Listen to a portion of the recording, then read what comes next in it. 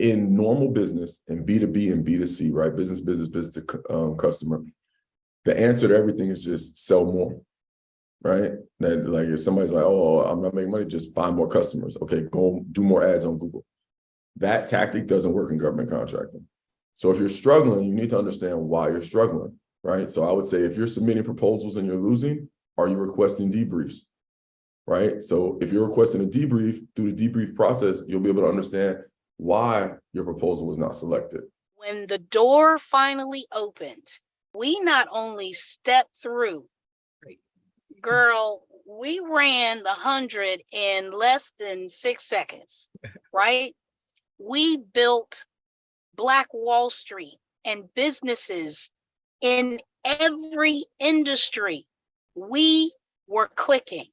Let's do that again. We have everything available to us and then some, things that we didn't even, our ancestors would have never dreamed.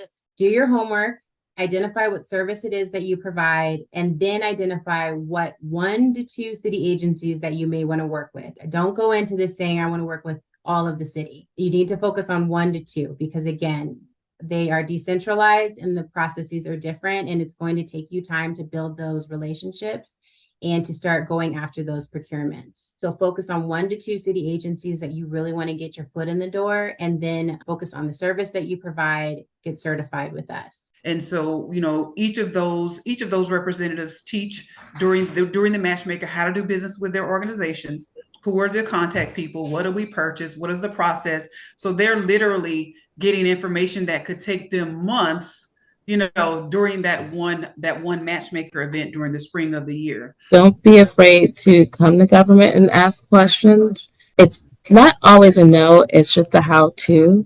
So if you start to hear that you don't qualify or no, just ask, well, how do I?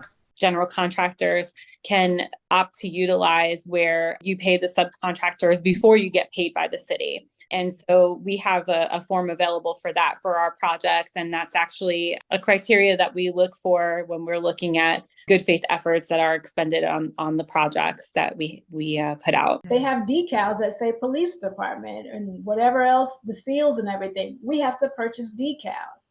And so you begin to break all that down, all the different equipment that a police officer needs to do his or her job, we have to purchase that. So that just gives you an idea of the amount of things that we have to purchase and the opportunity. So just find your fit. Because we really try to give strategic insight as to how to navigate the institution. Because, for example, oftentimes small business owners only look at the operations, but we're a higher education institution, so we have faculty.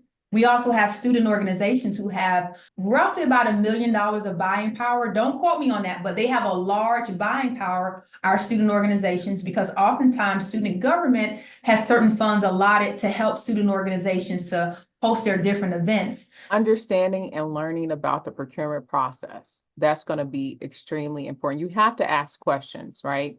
And sometimes people say, well, how do I know what questions to ask if I don't know anything about it? You have to kind of do some research and learn about it and understand the RFP process, right? So what happens is, let's say there's a hurricane or a fire somewhere, and the governor of that state requests help from FEMA. You know, most states have their own disaster recovery, or, you know, some immediate response unit, you know, so have their own like state recovery or state that does similar to what Homeland does. But when the governor of that state requests assistance from the federal government and FEMA, you know, they are here, and the president also can declare that area a national disaster. Sometimes the procurements are really big, right? And so you might be looking at it and doing some research, and you can get a picture of, well, who are the competitors now? Maybe these are some places I should reach out to tell them, hey, this is what I can do for you in support of this acquisition, either now or in the future. Try to do business with the city. And I think sometimes you may have to be creative too, kind of looking at that list of the areas that we currently do business in. And if you see an area of opportunity, definitely reach out to us. We can maybe get you in front of the right person, because sometimes there's a need that we don't even know that we need, you know, so you could be the answer to that. Okay, don't race. This is not a sprint. Okay, we are not, what's the young lady's name? The beautiful young lady. I can't, it escaped me right now. We're not on a sprint. Yes, Shakari. We're not Shakari. Okay, you are you.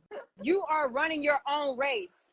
We're not competing against each other, because there's no competition in this industry. None. And why do I say that? Because it's so many billions, and 3.6 billion was left on the table last year. So with that being said, it's room for all of us. Yes. We're running a marathon.